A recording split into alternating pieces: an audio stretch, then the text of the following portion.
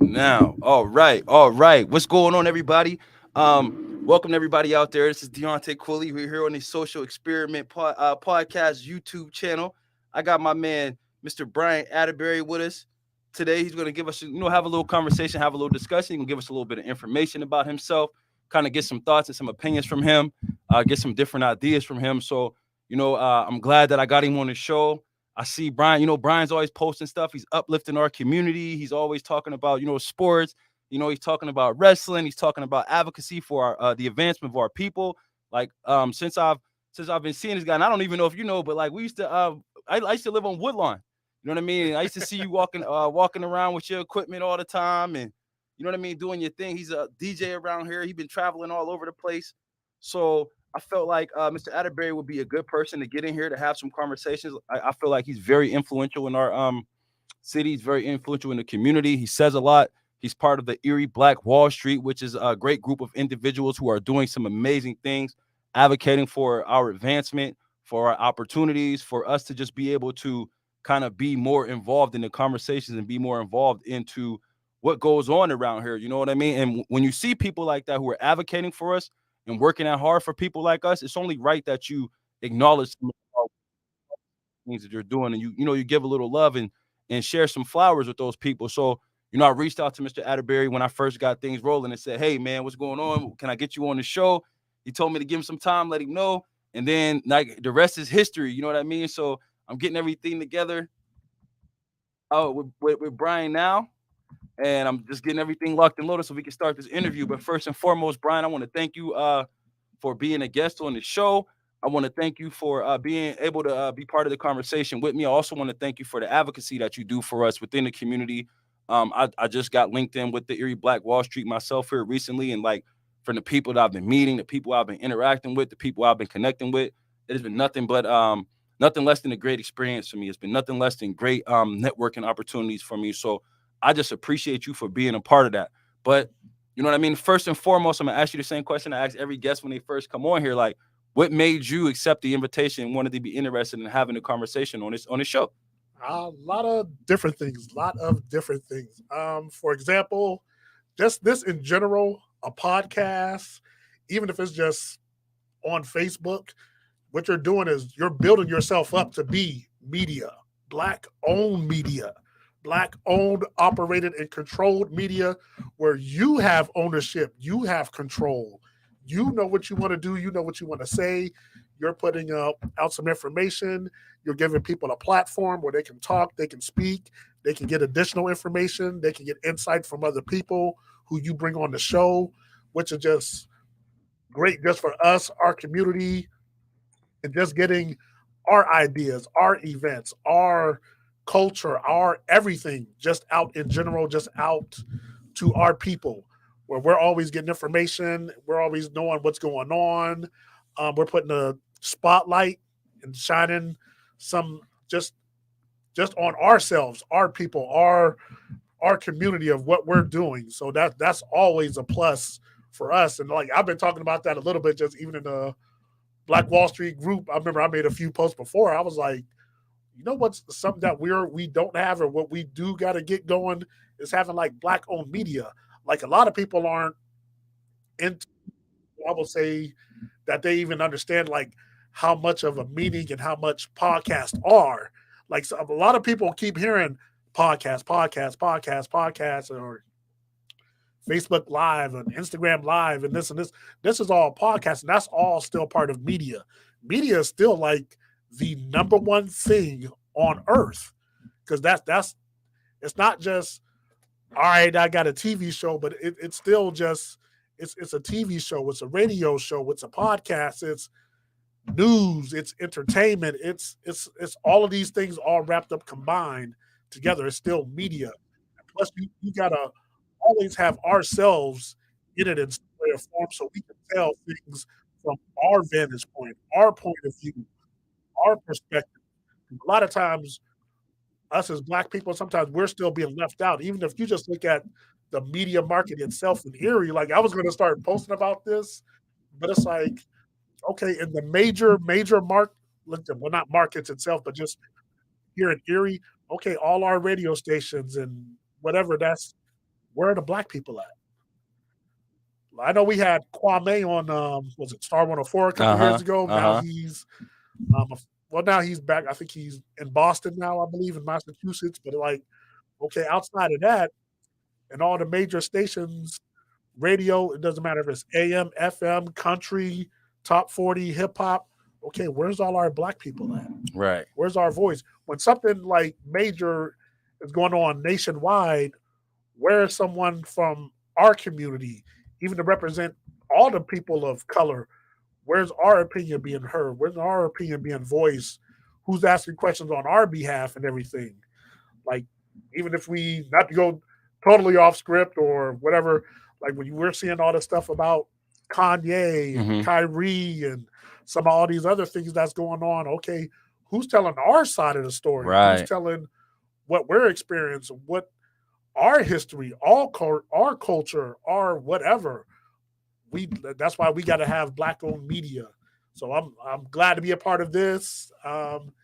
This is a great thing that's going on. Is we're getting people, especially black men, to come in and tell their story.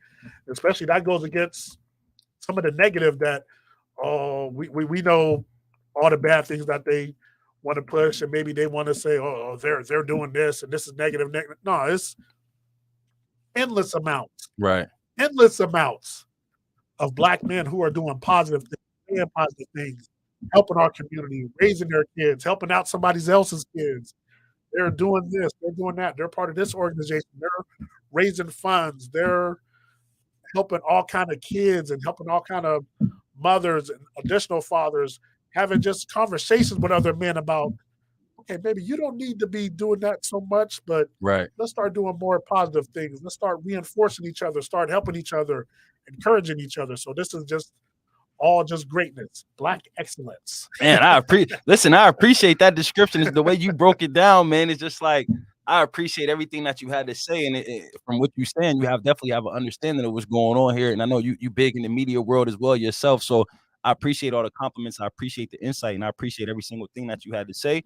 And I also appreciate you for coming on the show, you know, and being willing and interested to have this conversation with me. So, you know, you answered the first question, so I'm gonna kick it off by just so we can kind of get a feel for who you are. Like, let us know, like, give us a rundown on who Brian Atterbury is. Let's see, who am I? Beanie Man, Steve. I would say I'm someone who cares about our community. I'm always pushing, advocating for us just to do good, be great, have your voices heard. Let's get educated. Let's get enlightened. Let's start businesses. Let's just basically like let's just get to work. Right. Let's do some things for our community. Let's celebrate each other.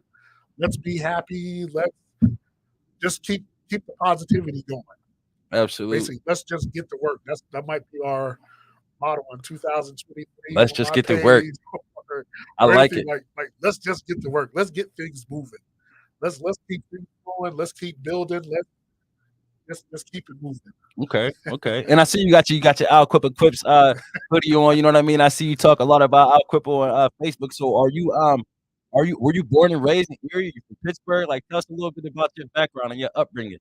I was born and raised in Erie. But after my parents got divorced, my dad got remarried. Okay. When he remarried my stepmother, she was from Aliquippa.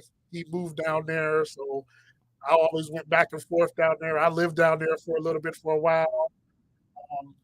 One of the things about Aliquippa, the reason why I wear my shirt and stuff, and I support them.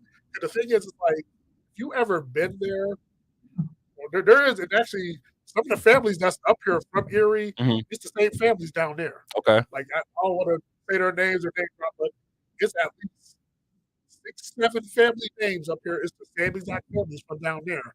And I was just explaining that to someone, of course, down there. Of course, so like, if you know me, my last name is Atterbury. You go down to Aliquippa. My dad was like co-pastor with one of the church, brother and sister down there. So of course, that's the same Atterbury family, but there's a couple other families down there too that go back and forth.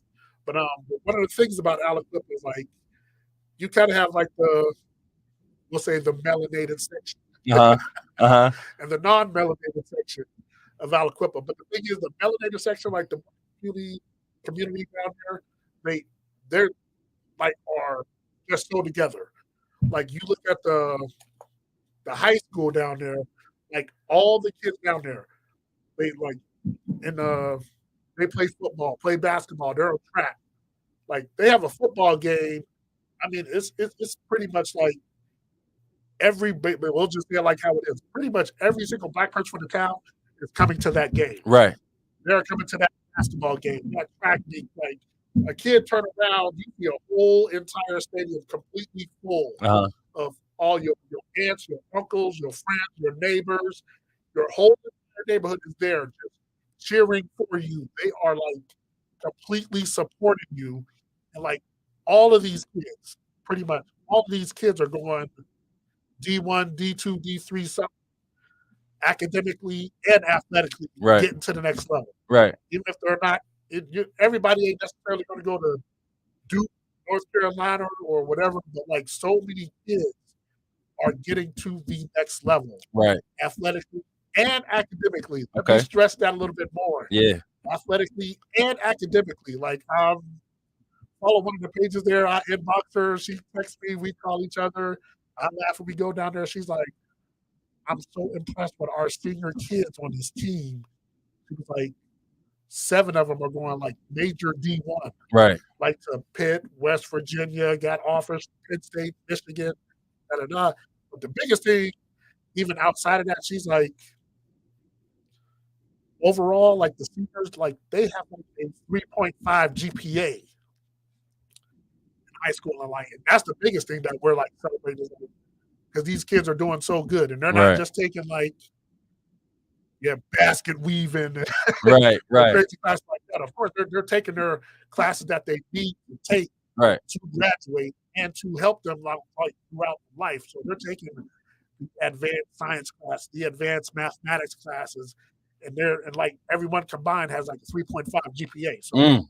you can't tell them like they're not educated, they're not doing what they're supposed to be doing. They're doing everything they're supposed to do. Even when people come at them with negativity, they're, hey man, I ain't part of that. Let's keep it positive. Let's keep it moving. Like kids are doing what they're supposed to do. And like I've been this has been what, 35 years now, Uh-huh. pretty much since like my dad and may he rest in peace. Like him and their mother got married. That was close to almost 35 years ago. But I've been trying to like, man, we need to get like that up here I was in just about Erie. I was just about to say that to you because everything that you're saying and the way that you're describing it, man, it sounds like a very supportive community. It sounds like a lot of people get involved. A lot of people are interested in what's going on. Like, how did they come to that? How did they get there? How did they get that support? Or how did they build that type of community like that? What do you think? I mean, for you being there for so long, like, where do you think that came from? Um, it's kind of started like with their tradition and history, because like if you kind of know a little bit about Aliquippa, like they're just even just the football, that's where Mike Ditka is from, Hmm. and that whole general area, even just like 3 4 blocks away, that's Tony Dorsett Hmm. and all kind of Hall of Famers Right.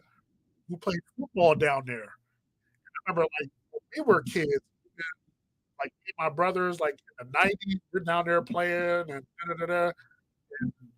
And I didn't even know this at the time, but like we're sitting there playing with Sean Gilbert as like my stepmother's son. We're playing with him who made it to he played uh, football. He made it to the NFL. He was one of the top guys in the NFL. Him, Darrell Revis, Right. Ty Law, who played with Brady and the Patriots, and he's in the Hall of Fame. Like we're literally like playing with these guys outside. Just we're outside the community center and outside the middle school playing around. Da, da, da. Like the whole town just followed the team.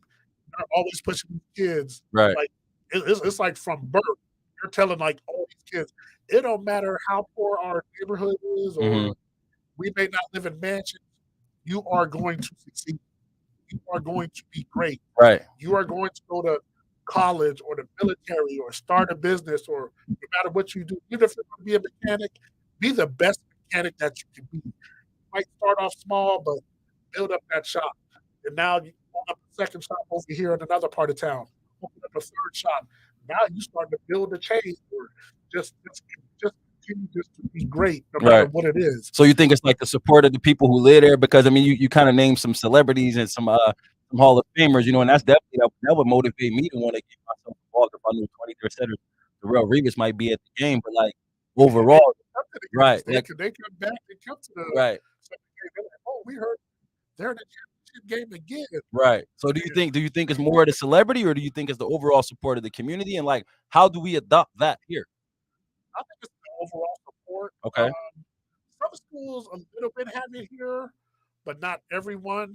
But also, I want to just get the Erie community, get behind like some of the guys and some of the stuff here. Like whatever Audrey's Henderson is doing at Erie High, we need to all be Right. behind him. Absolutely. If he says, "Hey, we're having a spaghetti dinner fundraiser," there's no reason we should not sell 1,000 dinners for that. Right. It should be 1,000 automatically sold, and we push it for the next two, three, four, $5,000. Right. They get this money going in this program so they can go play whoever they want to play. Right. They can get that field fixed however they want it to be fixed. Traveling style, all of Traveling that. style. We should be pulling up in a bus that's about to break down. Right. We Right. we're a major 6A school. I remember I was even at the basketball practice. I went to a couple and saw, of course, I see some of the kids. I'm involved a little bit with sports and officiating and stuff. I was sitting there telling them, I was like, have y'all paid attention to some of the stuff that they said about Pennsylvania 6A basketball? 'Cause that's the classification we play in. Erie High plays in 6A. So we got to support the basketball team, the football team, baseball team, everything. But like they said, Pennsylvania 6A, that classification. And if you break down and look at all the different classifications across everything in the country, there's hundreds and hundreds and hundreds. Like Texas has whatever 13 classifications. Um, California got double digits. New York got double digits. Right. Georgia has a whole bunch. Pennsylvania 16, they said was the 10th best Uh-huh. in the whole entire nation. So that means 6A is better than a whole bunch of classifications in Texas, in Florida, in Georgia, in New York, in Arizona, in Louisiana, in California. They're saying our schools, our program, 10th best in the country, in the nation. So we definitely got talent across it. Right. We can compete with anybody, no matter what you want to say. Even if you just look at Pennsylvania history. Right. That's why we need to be supportive of these kids and understand what's going on and think outside the box a little bit. Let's help them get behind all these kids, these players, because there's definitely players here. Right. Because like even like when we were growing up, like no disrespect to anyone, but like we're like me and my friends, me and my brothers, we're down Alice Pippa, Beaver Falls, and Rochester, and like all these kids around us, Right. he's going to play at Morehouse. He's going to play at West Virginia. He's going to play at Pitt. He's playing at Nebraska. And I'm sitting there like, no disrespect to these guys, but I'm like, man, I'm sitting here when I come back to Erie and I'm playing, I'm like, it's so many kids and people I've played here in Erie who they were a lot better than these kids, but they didn't get no offers and no looks. So we got to change that. Right. We got to change that narrative, change what's going on, and some of that is just support these kids programs, make sure we're doing everything that we can to support our own community right here in Erie. Exactly. So we definitely got to help out, get with the fundraising, even if just coming to the games. Like I don't understand how. That's why I'll be always pushing, like, hey, come to these games, come to these games. Because I remember, I even not to put us on, but well, I'll say it like we need to help support. Like some of these kids they've been like, oh man, they played a good game, but they turn around and they didn't see a whole bunch of us at the game to support them. Right. No point for them to play. They don't feel like playing. Like, whoever we were playing against, they filling up the whole gym like Yeah, I it's was at a Erie. game where the whole stadium was filled when they played a team that like the 49ers out there, like the stadium was Yeah, filled. Definitely agree with you on that. We talking about us supporting those kids and coming to those games, filling those stadiums and stuff like that. Especially with you having the history of coming from, being involved in the Alpha environment and the atmosphere and getting involved in that. But you said something about brothers and your father moving there. So like when you were out there, was it like what time frame of your life were you in Alpha? Like how old? I lived down there. Where I went. My parents were like, my oldest brother. It was like, well, he talked too much. So we're gonna go. We're gonna go to the school district across. They said you talk too much. No, my brother, Oh, my okay. older brother. Okay. How many siblings you have? Oh, two maybe?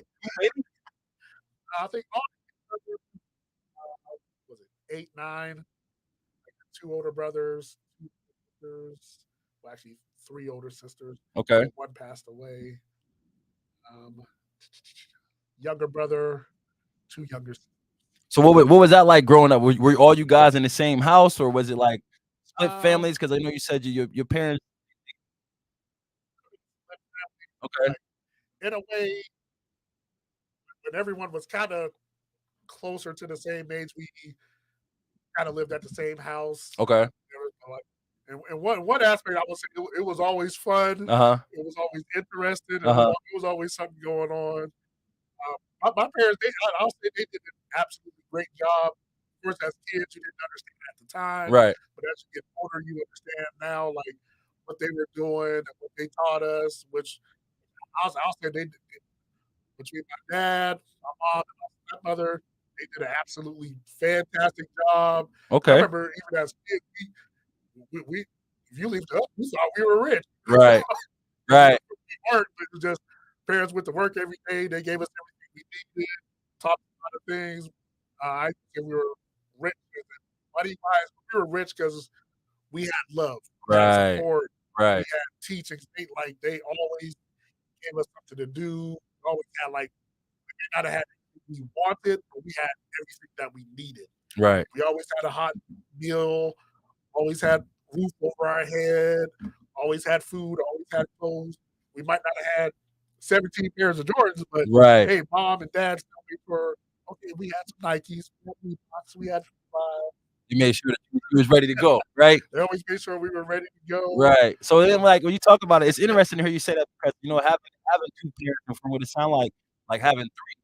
So like different people that I've had on here. Some people have grown up with just their mother. Some people have grown up with both their mother and their father. So like, what type of man was your father? Like God rest his soul. What type of man was your father? And how did he impact your life? The preacher, so Okay. he was Christian. Okay. That was so if anyone grew up with a preacher or preacher kid, you kind of understand that aspect. Plus, he What do you was mean? Take us through that. What do you mean? I wasn't a preacher's kid, so I need you to kind of elaborate on that a little bit for me. you were always going to church on Sunday. Like what are the rules for like if you were a preacher's kid or something like that? Was like if you was too like say for example if you was too sick to go to school, too sick to go to church, Hmm. you was too sick to go anywhere else the rest of the week. Okay. Hey, I want to go hang out with my friends. No, you was sick. Get somewhere. Right. Right. I want to go to the football game on Friday. Academy playing East. No, Right. remember you was sick. Get somewhere and sit. Oh, wow. It was interesting because I was watching the Devon Crown show yesterday, and they was talking about, Kathy, she was talking about being a child of, pastors and stuff like that. So, to hear that. Yeah, it was always. I mean, of course, like of course, parents always push like the Christian principles. Uh-huh. Of course, like everyone should know the Ten Commandments: honor your mother and father, don't lie, don't steal, don't cheat. Like basically, always do what you're supposed to do. Be a good person. Um, nothing crazy like that, or just always like be a good person. Okay. Okay. And always So like then, like when we talk about the principles and stuff that your father talked to you about and talked to some of your siblings about, like what are some of the things that you remember that kind of helped you mold you to be the man that you are as far as like advocating for people and being active in the community and spreading good news, good information. I love. I saw him doing that, like in the community. I remember like there was this older lady. I can't remember her name right now, but I remember she used to live right across the street from the church, in Aliquippa, and my dad used to always go check on her at least 3 times. Okay. Like, he always brought me with him. We would, like, help we would go get her groceries for her. Okay. If she needed stuff moved around the house, we would do that. Sometimes we would cook for her, help with her. She would always just, like, tell us stories about, like, where she was from. Mhm. I think she was originally from, like, Mississippi, and that's where my dad was born and raised in Mississippi.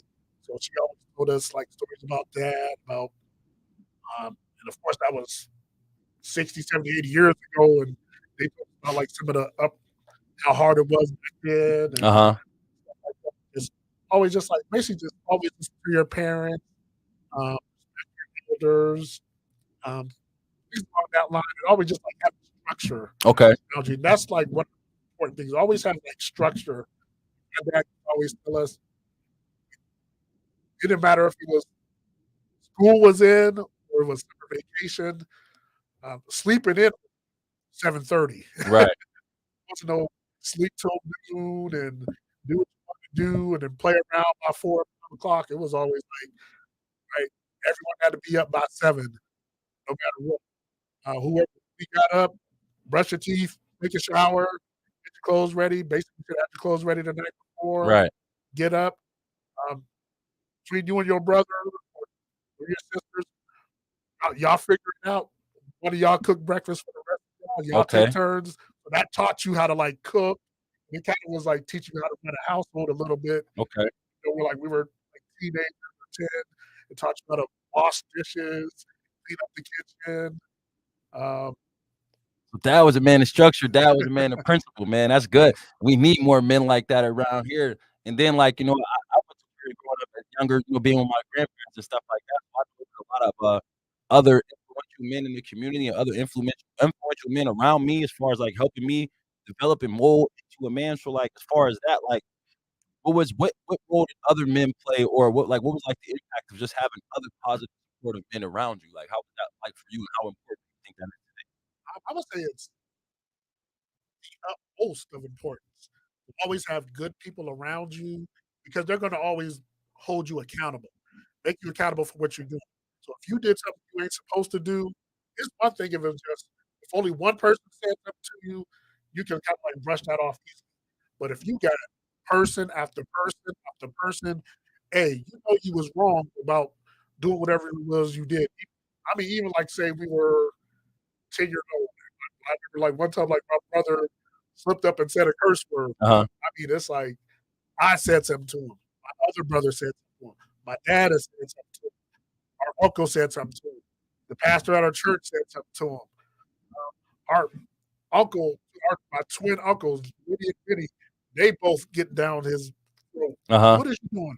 Why is you saying these words? You ain't got no business saying these words. You ain't grown. You ain't paying no taxes nowhere. You ain't paying no mortgage. You ain't in control of nothing. Get it together. You don't need to be saying stuff like that or doing stuff like this or whatever. You are still a child. You're a young man. Right. Be respectful to all people. Right. You shouldn't be calling a woman this word. You should be calling your fellow man respect. Like that's like right now, like everyone would say, like we're a king, we're a queen, you're a prince. Like you gotta say these things Right. and get them into your basically your regular rotation. Don't Right. become stop saying some of these other words so much and start saying these positive words like "Hey, future entrepreneur," "Hey, future business owner," stuff like that. But like even if you just your friend, "Hey, how you doing, homie? Hey, this is my best friend. This is my Right. homie." You rather be saying that than saying some of the other words Right. and this.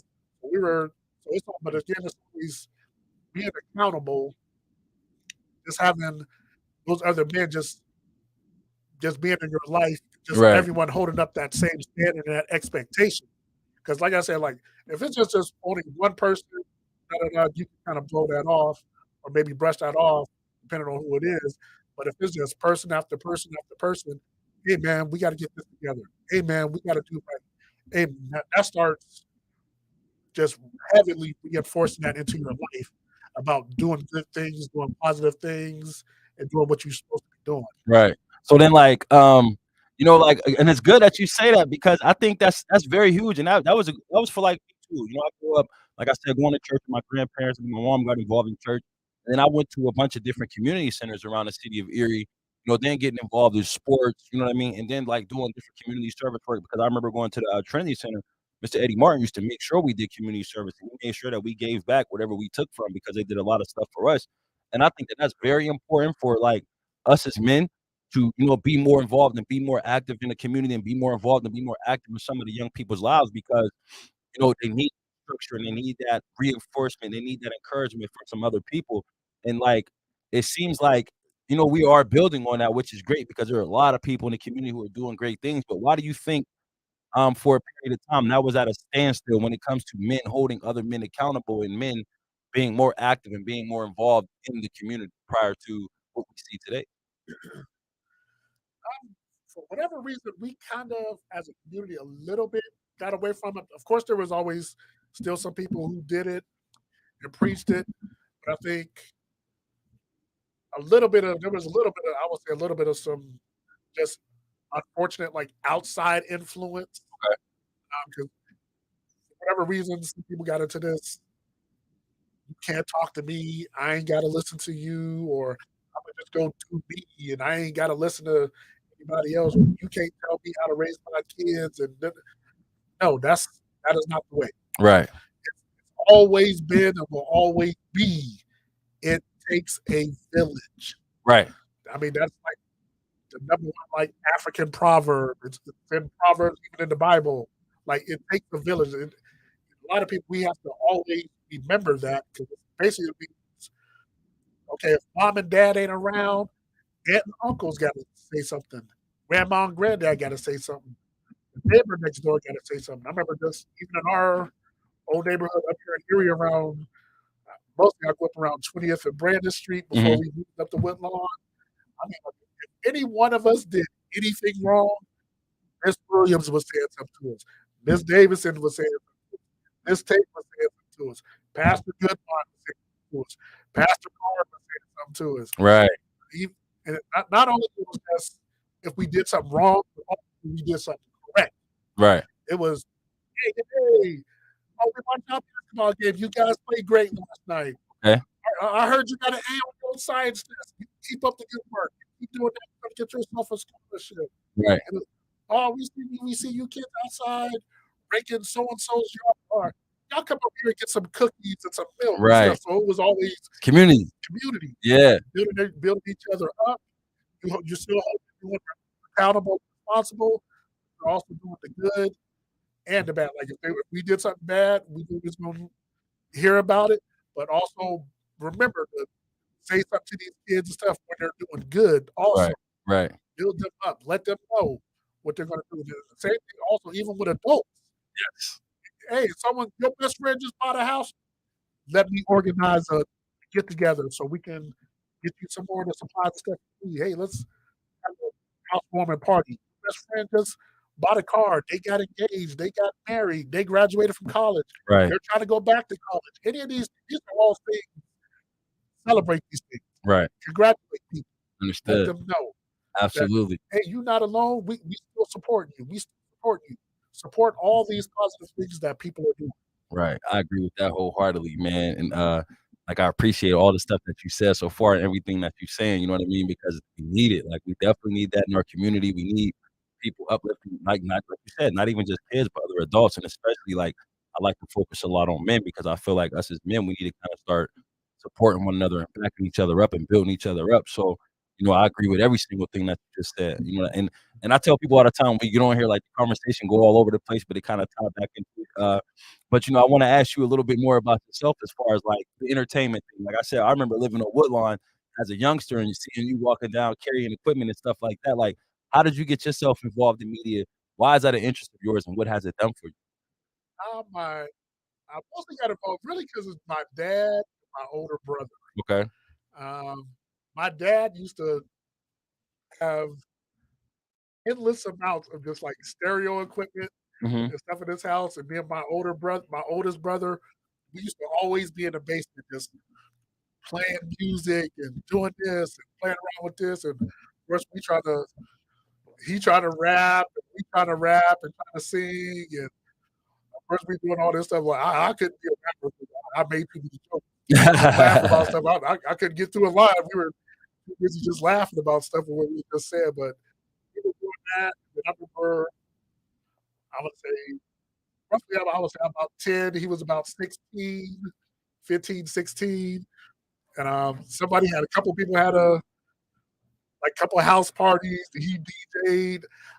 Of course, I'm right there next to yo, play this. This song goes good with this song. This song goes good with this. And that's kind of like how we kind of got into DJing, like doing that. So Ben, of course, he kind of like faded away from doing it, kept doing it, and just kept listening to music. And and then like after he got like of a certain age, he was always like going back and forth out of town, and he was always telling me like, man, if you DJ and you gonna play music, you can't just stick to one thing. You gotta even just in the urban and black music, you gotta play a little bit of everything. You can't just play just hip hop or just hip hop and R&B. You got to mix it up and play some of all the other stuff. Right. You got to play a little bit of reggae, play a little bit of soca, play a little bit of calypso, play even back then like a little bit of the Spanish music. Because remember, those are people too. Right. Even though right. a lot of people don't know that the whole bunch of the Spanish, Latino, Hispanic population over in the western side of this country, they all came from the black woman. Mm-hmm. I understand that in history. Like, Okay. But like you had, I was like, those all are people too. So play a little bit of, understand a little bit of some of the Haitian music and the Dominican music and some of all that. It was like at first people might not understand it, but they'll still get to it. Like that's just like how you hear music now. Like you go to anywhere downtown, you're gonna hear a little bit of reggae music. Right. You're gonna hear a little. Now you hear the Afro beats and this and this and this, and that's all still all came from us and all whatever put together. So we would just always put that together, and I just stuck with it. I started playing for this crowd. I started looking for these type of events and these type of events. I mostly started doing like a lot of college events. Uh-huh. So I was doing a whole bunch of events, Edinburgh, Teal College, Clarion College, went over in Ohio, did a whole bunch of stuff like at Ashland University, Lake Erie College. I think we hit Cleveland State one time. We did Buffalo, Syracuse, University of Buffalo, Syracuse University. We were just like everywhere throughout the region. Okay. And when you did like all some of these bigger colleges, you saw like all the students who were from everywhere. Like you had some students who were directly from like Africa and Jamaica. And of course they would come up, yo man, get us some reggae music, throw in a couple soca songs here or two and get the party going. And that's what me and Terrell did. That was my party. He always come with me when I'm DJing. So that's how we kind of got into music and started expanding and listening to some of this other stuff. And that's how we just had fun because that was just our thing. Like we love music, love people dance. They having a good time. They having just creating memories, right? And just celebrating life or whatever they wanted to do, whether it was homecoming, weddings, stuff like that. They just have fun, bring people together, and let's have a good time. Man, that's crazy. That's interesting. Like to see you light up when you talk about music and hear you like how you talk about how the things it's done for you. And then I had Daryl Cook on here yesterday, and I had Corey Cook on here and Patrick Lyons like 2-3 weeks ago, and just like how they talk about music as being an outlet for them and music changing their lives and music saving their lives and stuff like that. And then they hear you from a completely different approach. You know, be excited about it. Like how important do you think it is for us to like get the message out to our community, to some of these younger guys, to understand that like it's so many different ways or so many different avenues to be involved in music other than just rapping or singing, to where, I mean, clearly from what you like, you can find some excitement or some happiness within it. Oh yeah. There's endless ways about doing anything in music. Whether you could be writing, you could be producing, you could be remixing, and there's so many different genres that, of course, even as Black people, we pretty much created it, all of it, and just everything that we can just put your foot into. Either you're going to be a sound engineer or you could be a DJ. Like I said, you could be a producer, a remixer. You could do stuff with gospel music. You do stuff with pop music. You can do stuff hip hop, R&B, Afrobeat, reggaeton. There's so many genres and so many different things you could do. You can the next person, they can possibly come up with another podcast, and there's already guys doing that, like Noriega with the Drink Champs. That's Right. like one of Right. the top 5 podcasts, and basically all he's doing is just telling hip hop stories and bringing on guys, and they're telling hip hop stories about this and that, and just explain, hey, how was this song created? How did y'all come up with this concept? And what happened when you went on tour? And just they're talking about all different ideas. You can have a podcast about this. You can have whatever internet show that you want to have about music and discussing things, or breaking down equipment and telling stories about being on tour and interviewing countless people about their stories. And there's just so many different things and avenues you can do with just Like somebody even just all in the being in comment music. section said you can do jingles to corporations. My man Podgy, Exactly. major supporter of the social experiment, man. He always be showing me love and dropping me, different jewels. But then let me ask you this, as far as like from the DJ aspect of it, because when it comes to music for me, I just listen. You know what I mean? So like, is it profitable? How profitable is it, and how profitable has it been for you? It is very profitable if you know what you're doing, and also understand, at least have some knowledge business wise about what you want to do, where you want to take it to. I mean, like let's say I'm a quote unquote everyday DJ. There are quote unquote everyday DJs who just do like mobile events, weddings, and stuff like that, where they're making $300,000, $400,000, $500,000 a year. What? Hold on. Whoa. $300,000 to $500,000 a year mixing music, like, Yes. wow.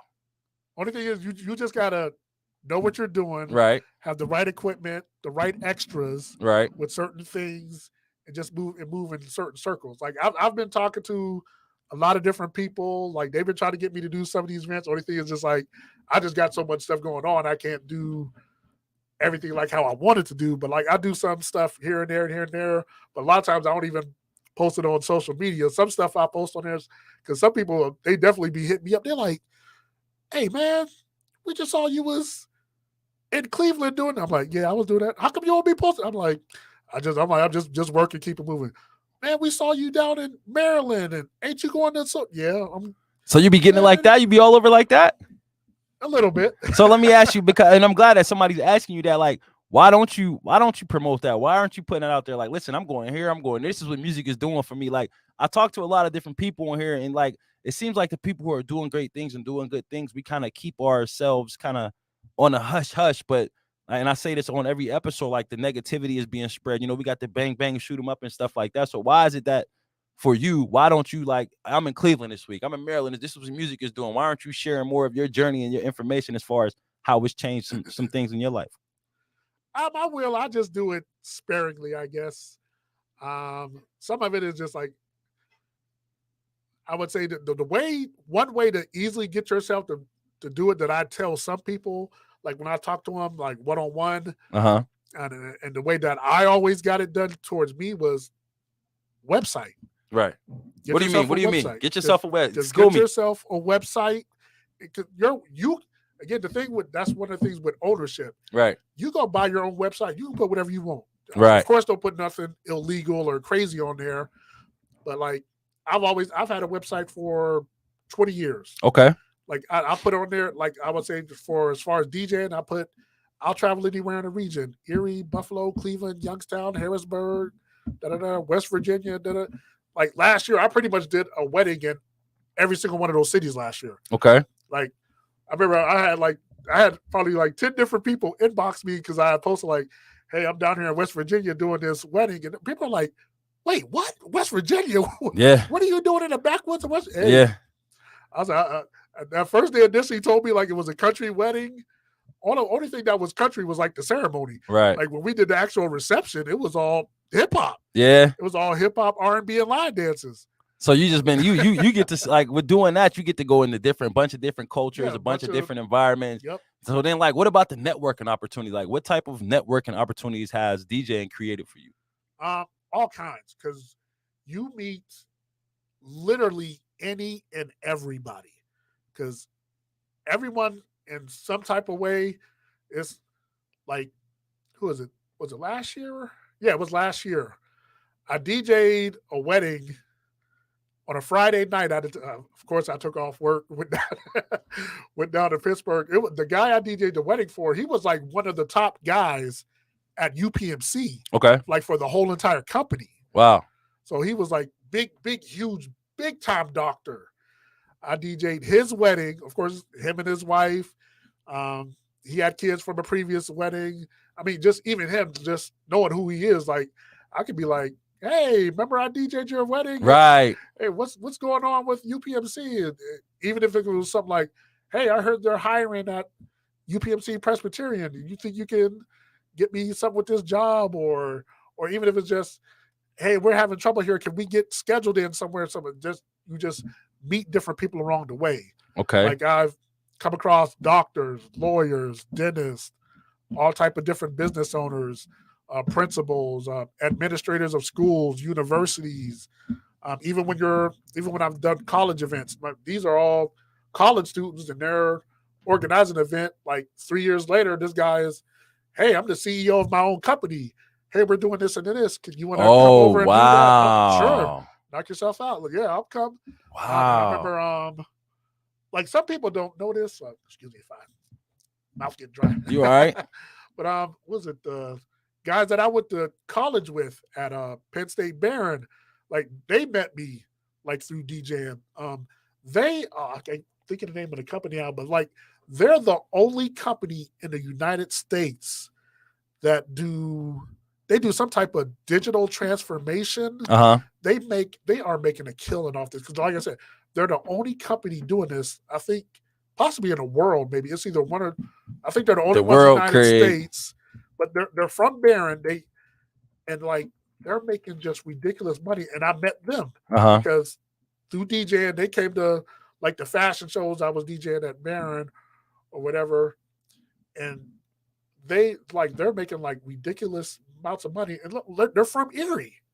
Like the kids that are doing this, they moved. They're like in Silicon Valley out in California, but like once a year they hit me up and they're Right. like, "Hey, what's going on?" And I'm like, "Oh man," in a way I'm like, "Oh man, I forgot about these guys." And but they still remember me just like from school and from Right. doing this event. They're like, "Yeah, man, you DJ this and you DJ that." And I'm like, "Oh, what's up? All right." They hit me up like on Instagram and stuff and That's inbox crazy. me once a year. So you can meet just a wide range of people, just from anything that you're doing. Like Okay. I tell a lot of people, use social media to your advantage. I was like, yeah, we can come out here, we can laugh, we can clown, and da da da. But there's somebody anywhere that you can meet just through social media. Just use it to your advantage, and then when they find out who you are, what you can do. Once they find out that you're good, you're personable, you can reach, you can communicate good, just they'll always, all right, I remember this guy. I like this guy. He was down to earth. He was cool. And boom, boom, boom. Wow. And then you can just always make moves. So it's like a lot of times when I go out of town, I'll hit people up. "Hey man, yeah, man. Oh, he owned this man. Come through and get something to eat for free, man." Right. Right. Like I was just in Youngstown doing that comedy jam the other week, and then and like when I realized that many people was mad at me because they was like, "Man, you didn't put nothing about that comedy jam. We would have went down there." Like 25 people hit me up like the next day. Wow, I'm that's like, crazy. So like, what's crazy is like when I think of DJing, I literally just think of playing music. I didn't even realize how many doors are open because when you said that, like people remember weddings, like that's a very like sacrificial moment. So people always remember certain things. You know what I mean? And I'm gonna take it back a little bit because when you talked about the website, I'm gonna get a little selfish and ask you this question: like, how important do you think it is for me to have my own website as far as some of the things that I've been doing and some of the things I plan on doing moving forward? you got to get your website up yesterday. Yesterday, that means get it up ASAP. Like my website the first company that I used, I don't know if they're still in business, but I mean, it was unbelievable. Like it was literally $5, Okay. $5 a month. That's all it was. They had all the templates, this, everything. I mean, I went on there, just used their stuff, had my website up in literally 30 minutes. Wow. I'm real savvy too. I can work a computer. I get real well behind a computer. So Like I got my boy, my bro, man, Donald Brown. He be telling me all the time, you got to get your website up. You Yeah. got to get, he definitely he do a lot of stuff behind the scenes for us up here. At The- this. I'm gonna tell you this: once you get your website up, pretty much everyone who sells the domains and stuff, they give you a thing where you'll get your website traffic. Mm-hmm. It'll tell you you got this many hits from here, there, there, there. It's going to blow your mind. Right. I would say in the first 90 days to a year, how many different people come across your website and from where. Like sometimes I don't even want to look at my statistics because I remember I had to. It was one time I had to like shut down my website. Well, I ain't shut it down, but I had to like turned off messaging because I was like, all right, I'm not going to do any events for these 6 weeks, Mm-hmm. and I got like hits from like 18 different cities in 1 week for like Man, doing events. I mean, like I've gotten hits from North Korea, Singapore, what? and all over the world. I mean, places I've never heard of. Some cities. I'm like, I had to go Google some of these places. I'm like, what are they doing looking at my web? How did they even find my website? That's crazy, It's man. some Because yeah, like it was unreal. my bro been telling me how important it is, man. And he like, listen, man, we got to get your website. We got to, I know the logistics, I know the algorithms and stuff like that. Like he even showed me some of his work and some of the websites that he do. So like, I definitely had to ask that question, especially to hear you say that. But now I'm looking here and reading the comments, and like it's people, Podgy like D Nice, turn. Oh no, that's different. But he said Brian, no, Kyra, excuse me, Kyra Taylor, Brian DJ my wedding, and now he's an integral part of Erie Black Wall Street. I'm forever linked with this wonderful man. And then Podgy said, Brian also does a lot of volunteer work as a DJ in the community and helped me out several times with community events. So like what's crazy is people are recognizing and acknowledging you just for your work. You know what I mean? And being involved and being active in the community. And then Kyra is saying, she's mentioning the Erie Black Wall Street and the role that you play in there. So my question to you now is, as we speed up a little bit, take us through like what is, in your words, what is Erie Black Wall Street? What is the role that you play, and why is it so important to you? Because you are a huge advocate for those guys, and I love every single thing that they do. I love it. So I want to hear from you, from one of the people who are there, who are putting the work in. I'm saying one of the founding members on the e-board. So of course, like when we have meetings, we have to discuss everything, vote on everything. Is this a good idea? Is this a bad idea? Should we finance this? Should we not finance this? Should we wait to do this? So it's so kind of like being a decision maker or even advisor or even just being a little bit influential about things that we're going to do. Um, that's always like an integral part. Okay. Because like if we're going to do something, we want to make sure that we got the knowledge to do it, we got the experience to do it, make sure it's going to be done right, and that it's going to help people, and at least, and if it's going to help people in the best possible way that it can. Okay. Like we don't want to sit here and say, all right, well, we're going to give out $10,000 to people to start a business, but it ain't going to do us no good if we gave $5,000 to a 7-year-old. Right. Or Got we you. gave $5,000 to someone who talk about well, I'm going to sell ice on the internet. That's not going to work. Right. Right. Like it's got to be things like, all right, if we're gonna give money to a business for them to have capital, we want to make sure that they have the business plan. Okay. They got do they already have a business account set up? Because there's other organizations and stuff around the world where like they literally do this stuff. It's like, all right, y'all gave $100,000 to somebody, y'all don't even know if they got a business account. They took the money and just ran and did whatever with it. Or these people, they gave money to somebody and they went and used it to bail somebody out of jail. So Right. you gotta always kind of have like a system of checks and balances and make sure you're doing things and more importantly, whatever the things that you do, you want to make sure that you're getting it out to the community so they know about it and they can be a part of it, and whatever your target people are that you're trying to reach, that they definitely know about it. Right. So like when you like, as far as you being like part of the, some of the founding members, like when you guys came up collectively with this idea that, okay, we're going to start this Erie Black Wall Street, we're going to kick this thing off, like what was the motivation behind it? What was the thought process behind this is something that we're going to, and again, I love every single thing that you guys are doing, man. It's turning huge. It's amazing. So like, I'm trying to figure out like, what was the the brainstorm session like? It was. And who are some of the members, man? You got to shout some of them ladies. I don't know if it's just only ladies, but I know it's definitely some powerful women behind the Erie Black Wall Street. I was the first guy, and I think the only guy for the first few years. Okay. I think we're in the process. We just got, I think, one more guy to join us, two more guys, a couple more guys. They're in the process of joining us now. Okay. We just did some interviews and some things. I might be speaking out of turn because I don't know if we made it all completely official. Well, okay. Well, you don't got to give no inside information. I just want to know what that brainstorm like. What's the purpose behind it? What's the like? Basically, like we were just there was kind of just like a lack in our community. Like there are some businesses here.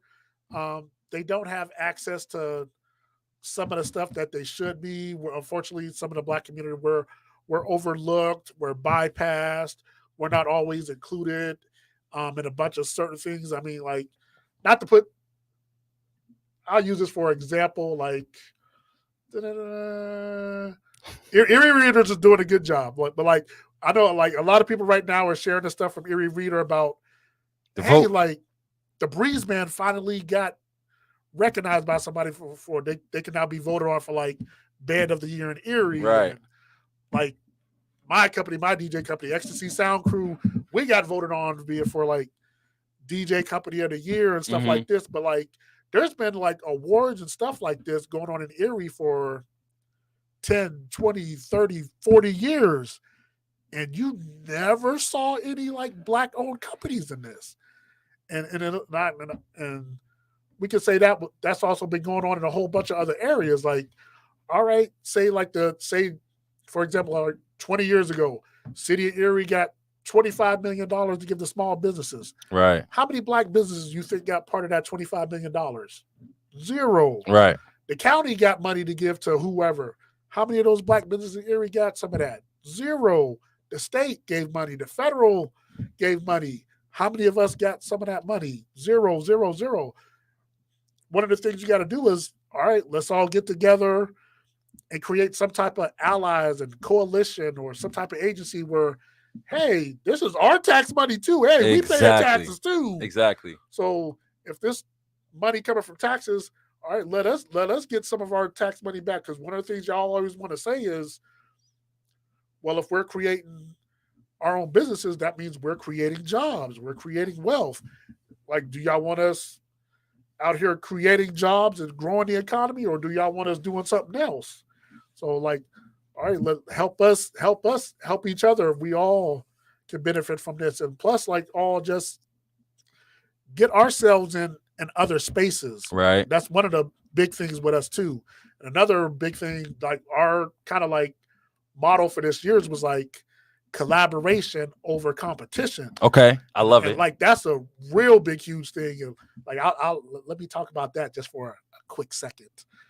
Like, you can break that down in so many ways. A lot of people sit here and think that, oh, you got to hate on somebody or you got to talk down on them so you can get the upper hand. No, you can make, like, I was even explaining this even to some of the DJ guys here in Erie. Mm-hmm. I was like, okay, say you're doing whatever event for $500. You're doing this, da-da-da-da. Okay, that's cool and good.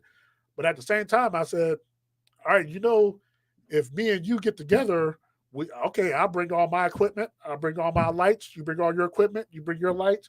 We bring this extra. We bring this extra. We can do this event over here for $10,000. Right. But the thing is, if we don't never get together, we can't never do that $10,000 event. Exactly. So, like, do you still want to just keep doing the $300, $400, $500? Or even if we cut that in half, that's $5,000, $5,000. That's 10 times the money that you can normally get. But we ain't gonna do that because of the competition. Unless we collab. I feel you. And big time companies collab all the time. Right. Like, okay, you go to Dairy Queen right here on whatever, Grandview Boulevard, Peachtree. Okay, they sell ice cream. You see Dairy Queen Blizzard. They got M&Ms in it. Yeah. They got Reese's Pieces. Yeah. Reese's, the Mars company had to contact somebody and said, you know what? Let's collaborate. You sell ice cream. I sell cookies and candy. Let's put our stuff together. I love that analogy. Now we selling Blizzards all throughout the whole country. And now all these people who love our whatever, they love your ice cream, and all the people who love your ice cream, they now love my cookies. Right. We just doubled our customer base, our clients, Because we and work doubled our together. sales because we work together. Listen, man, that's crazy. The analogy, it don't get too much more simpler than that when when you're using ice cream and candy and ice cream and cookies. You know what I mean? So that's very interesting. So then I want to ask, like, when it came to y'all, like, starting this, this new idea and getting this thing off of the ground, like, did you take a lot of slack from it? Was a lot of backlash? Because it seems like, and you know what I mean, if you don't care to hop in it, you know what I mean, but it seems like we've been waiting for this type of advocacy from, our different clergymen, you know what I mean, different leaders of the church, as far as like having this type of support. But then you see a group of individuals who are, you guys seem to be a very diverse group of people, who are real big into the community and pushing up and uplifting other people. So what was like the pushback for that? What's kind of like some of the things that you deal with, as far as like, we don't want y'all to be these people, we don't want y'all successful, we don't want y'all growing? Actually, it's been minimal Okay. to an extent.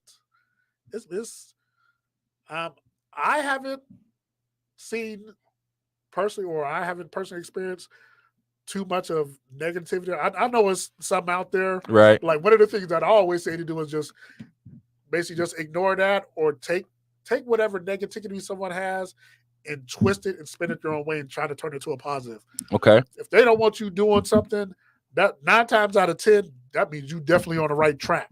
Like, if people don't want you to know something, 9 times out of 10 is because they benefit from it and they don't want no one else to benefit from it. Right. Or if it's, but just, I haven't experienced a whole lot of pushback. It's been like a lot of people have just been asking about us.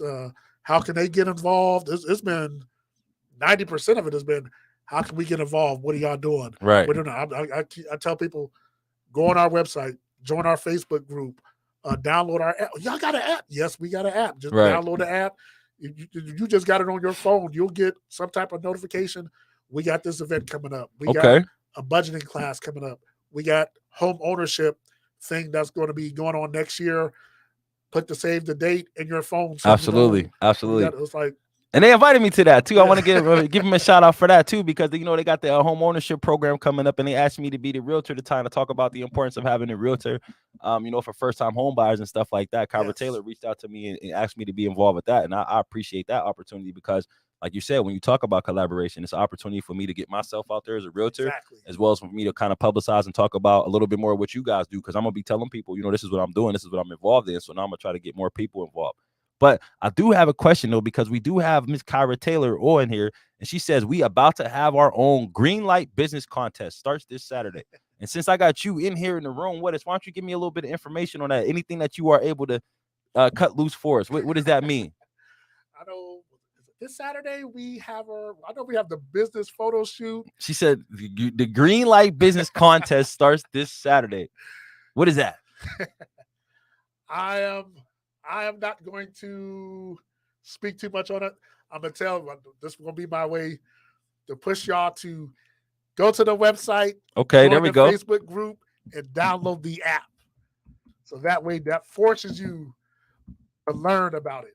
Okay. But it's everything that's coming out of Erie Black Wall Street is definitely going to benefit us, benefit the community, give you some knowledge, some experience.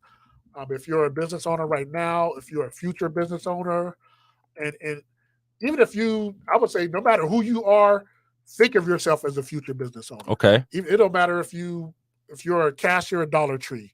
I don't care what you do as a job. Think of yourself as a business owner, because whatever money that you're handling, or whatever you're doing, you're a business. You're helping somebody make money. You're doing something for yourself.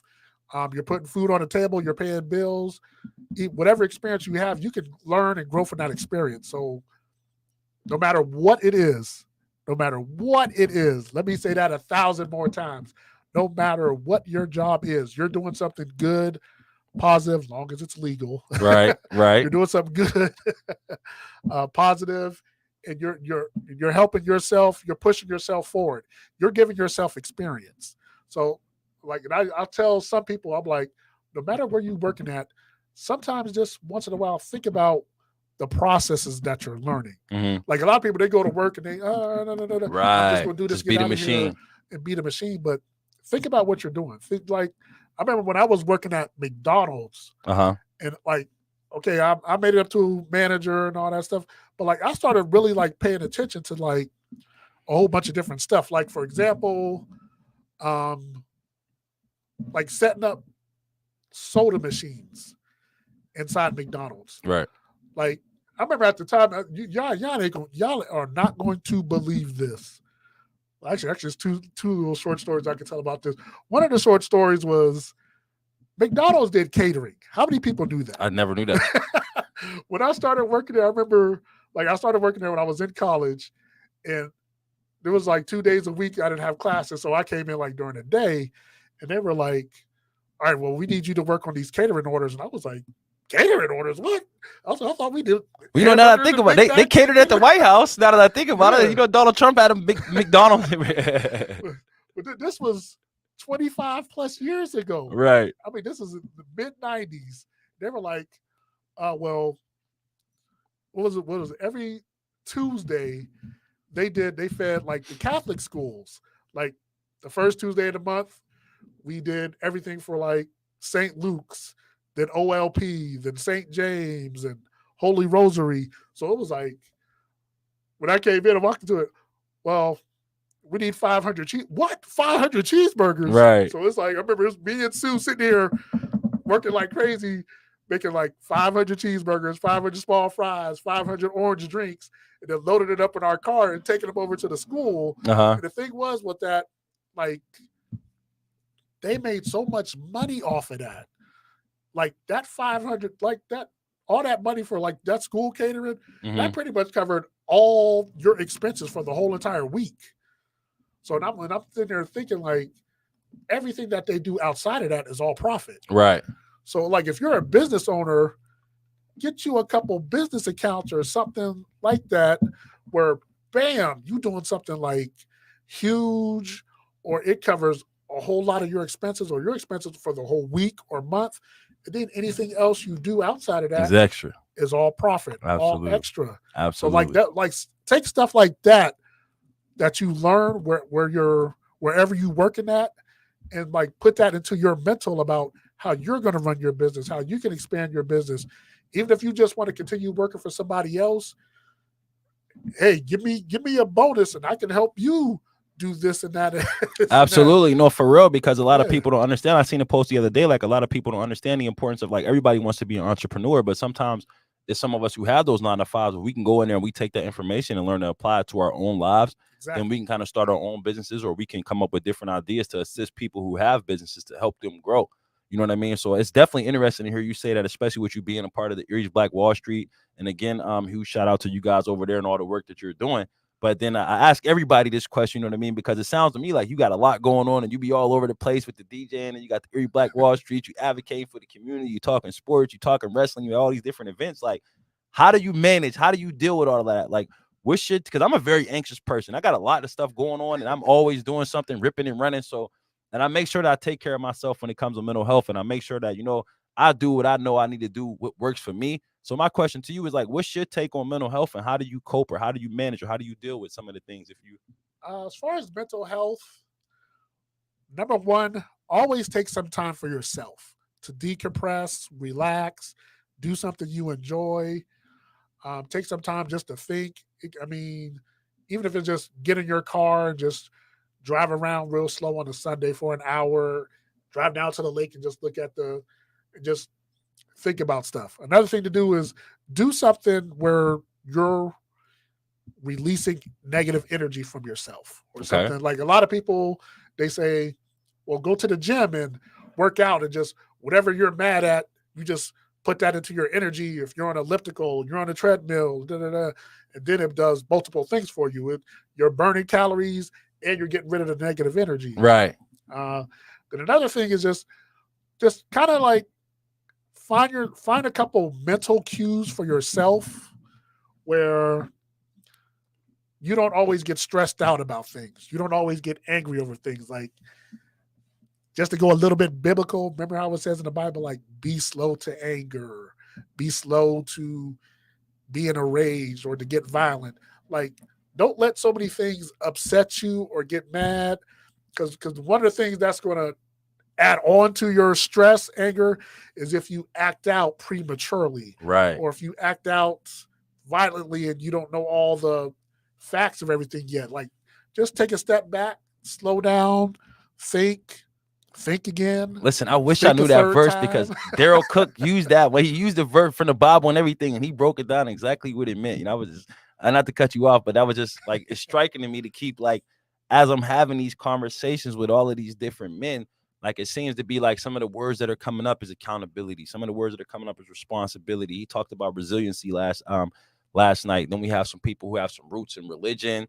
We have some people who have some roots in community and community involvement and stuff like that. And like all of that stuff is good, man. And everybody, we all seem to be clicking and we all seem to be on the same page with a lot of things, as far as like our generation of individuals. So now I want to ask you, as far as like with some of the people that I've talked to and maybe some of the people that you have in your circle, like what's your take on us as far as like us stepping up and us becoming the new, I don't want to say the new leaders, but with us being the leaders of the community and us advocating for change and us, because it kind of seems like some of the people who have been doing it for so long that we kind of need to start like stepping up and doing some of the work that we need to get done. Like, what's your take on some of the younger men? I'm just going to speak for them. No knock to any woman because there are a lot of powerful women in the city.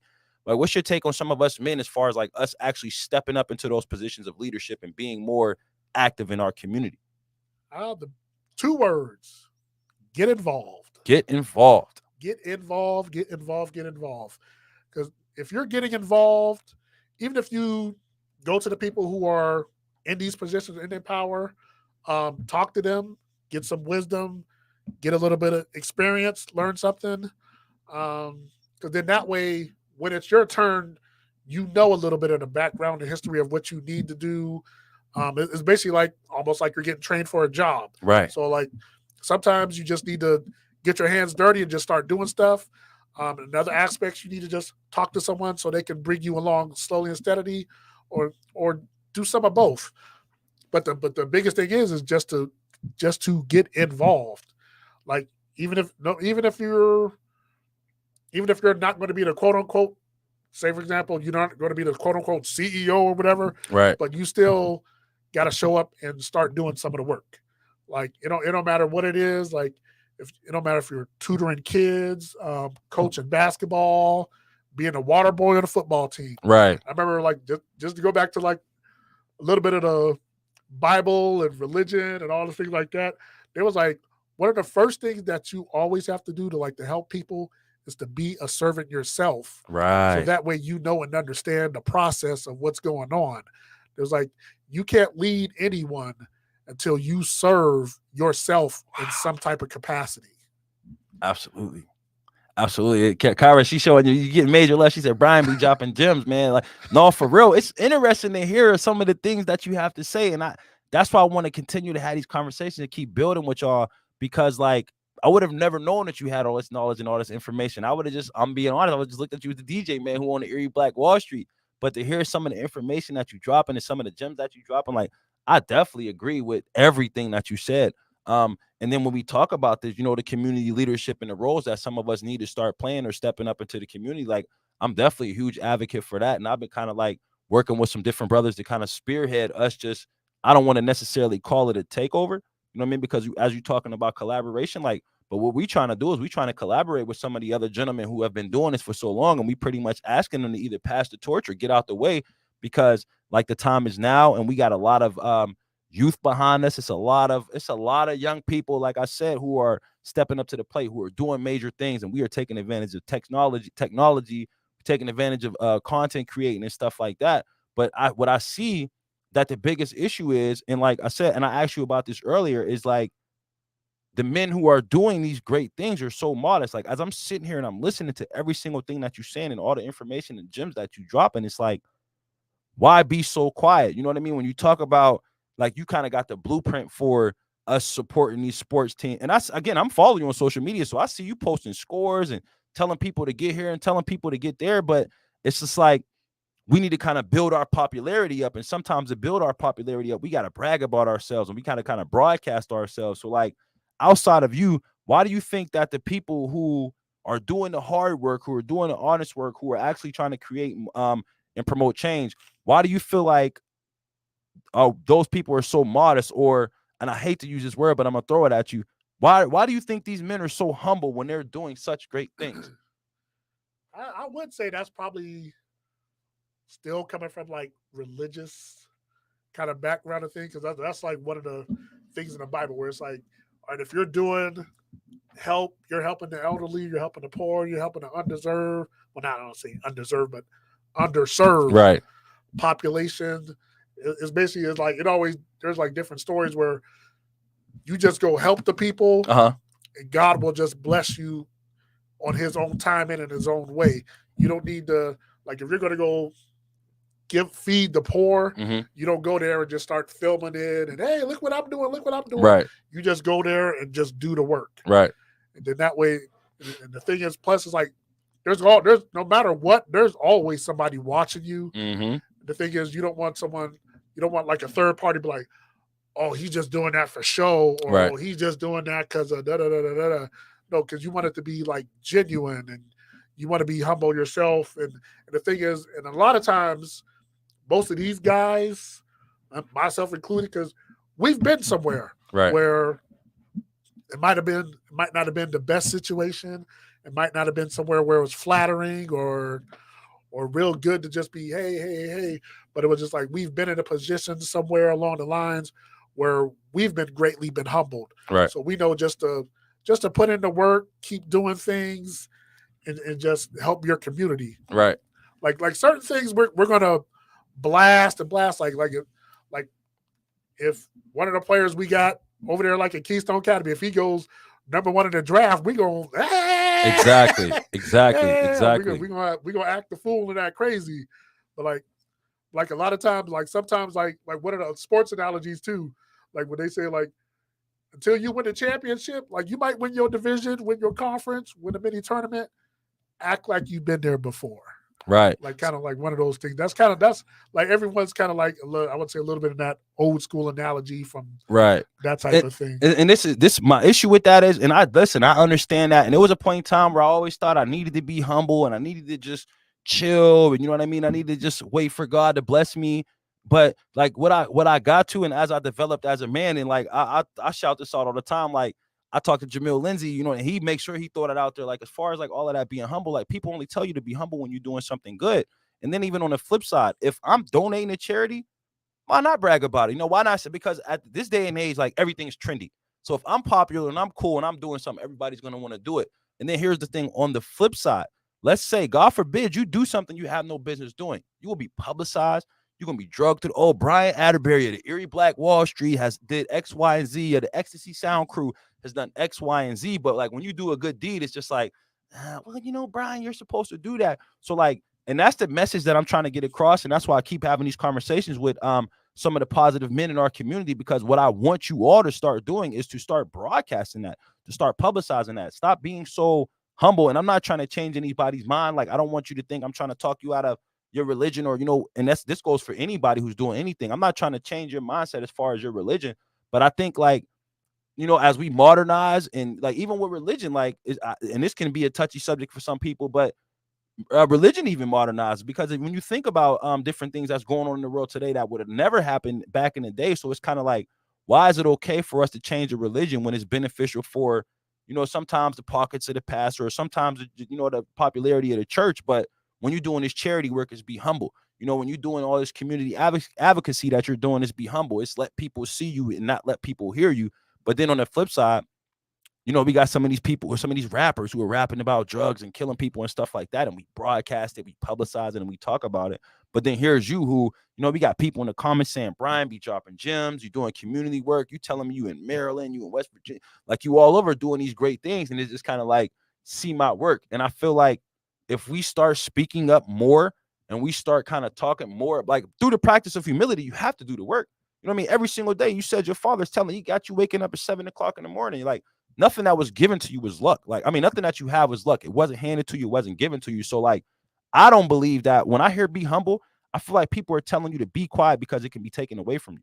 But from the things that you're saying, it sounds to me like you got a go-getter mentality to where if something was taken away from you, you would figure out a different way to go get it back. So it's like, I got every right to praise myself. I got every right to speak on myself. I got every right to brag with the intention that somebody picks up what I'm doing and they follow suit. Because if I help 10 people and I'm bragging about it and you feel like, oh, now it's a competition, I'm going to go help 20 people.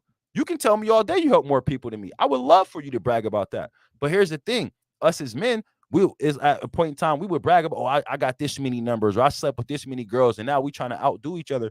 So I just kind of feel like us as men, we need to get past the whole humble stage of things. And I don't mean be cocky when I say don't be humble, but I mean like be more vocal and be more voicious about the things that you're doing. Because like I said, like from the things that you've just said to me, and from the work that you've been, like, you're an amazing man, bro.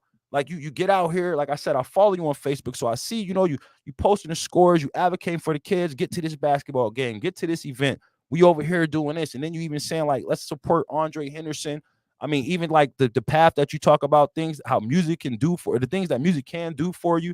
You got people in the comment section just praising you so heavily. So it's like you are one of those people that I would love to see be more vocal about the things that you're doing.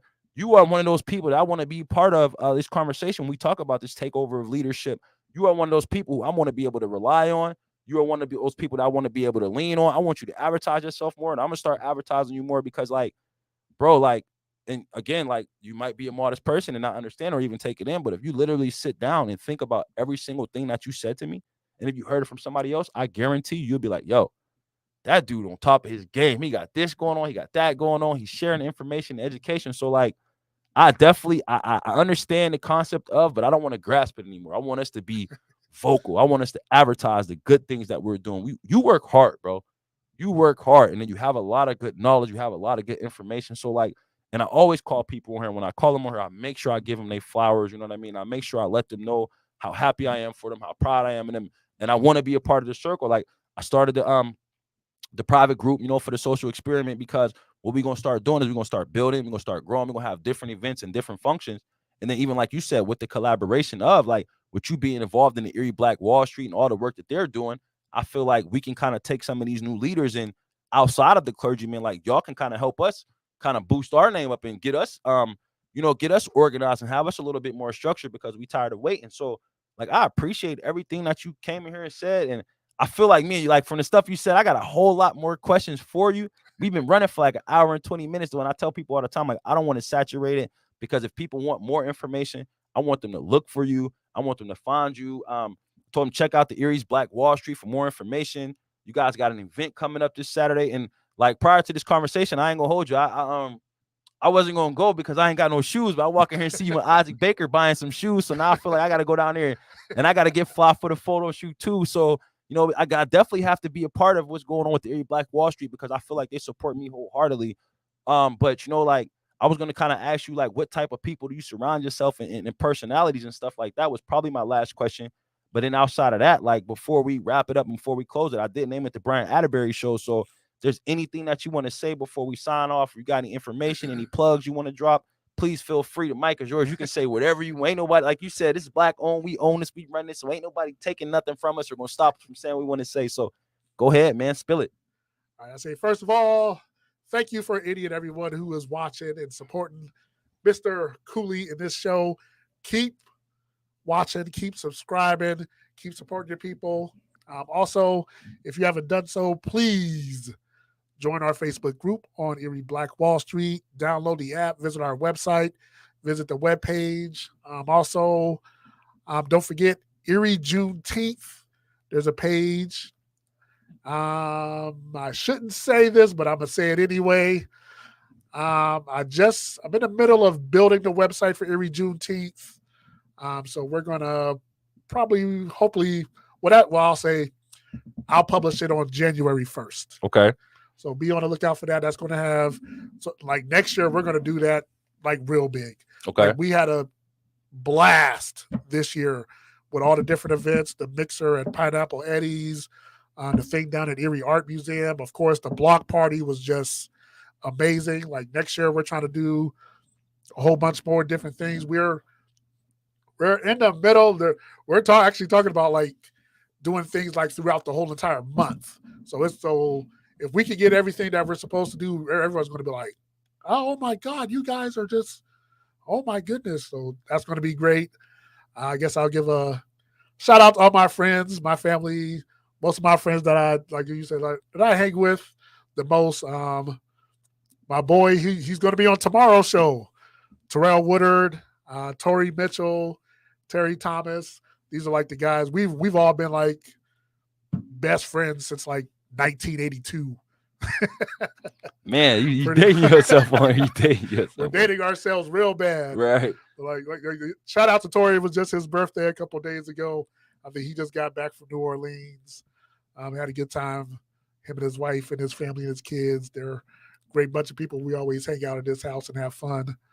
Um, Shout out my family, my church, everyone, my nieces, my niece, my one little niece. It's about to be her birthday in a couple of weeks. Okay. Okay. Um, Listen, yeah. you get major love in the comment section, man. We got Devonna was in here, Kyra was in here, Donald Brown's in here. We got Podgy in here. Who else was in here? Bernie Queen said hello. Star Roan, I'm not even sure who that is. Rashida Chanel. Like, I definitely appreciate the comment section. Everybody having good things to say. It lets Priest Williams in here, Tracy Alexander. It definitely lets me know that I'm amongst great company.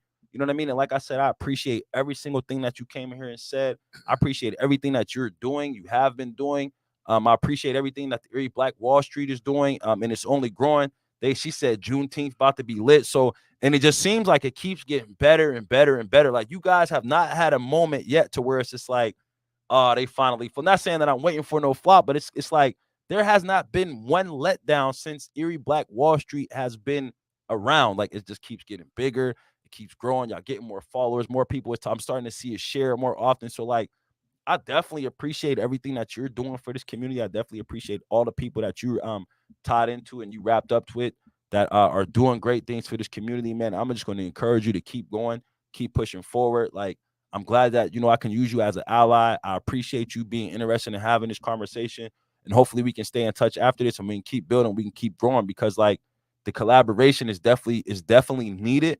And it is a lot of people who are interested in getting involved. And we need to kind of break the barriers and break the walls down and really just understand that it don't got to be no problem with us just coming together and working with one another. Because even when you gave the analogy to cookies and ice cream, or you gave the analogy of, you know what I mean? Like, the DJ thing, as far as like 500 over 10,000, like if we start coming together, and a lot of us, money is important to a lot of us. So if a lot of us kind of realize that we can start coming together with the village mentality, it's going to be better for the kids. It's going to be better for the community. It's going to be better for the economy. Like what you're doing and what you embody is like, you're trying to make Erie a safe place. And that's what I'm all about, man. Yes. So I appreciate everything that you're doing. I appreciate the people that are around you, and I appreciate your time. Again, I appreciate you coming on the show, man. It's very important for me. And like I said, I got plenty more questions that I want to talk to you about. We ain't gonna do it live. We might have to get you back on here another time, or people can follow you. I'll definitely come back. We'll do another part 2. Yeah, we're gonna listen, and then another thing that we're gonna do is I'm gonna have an event. Like, I think this might be like interview 26 or 27.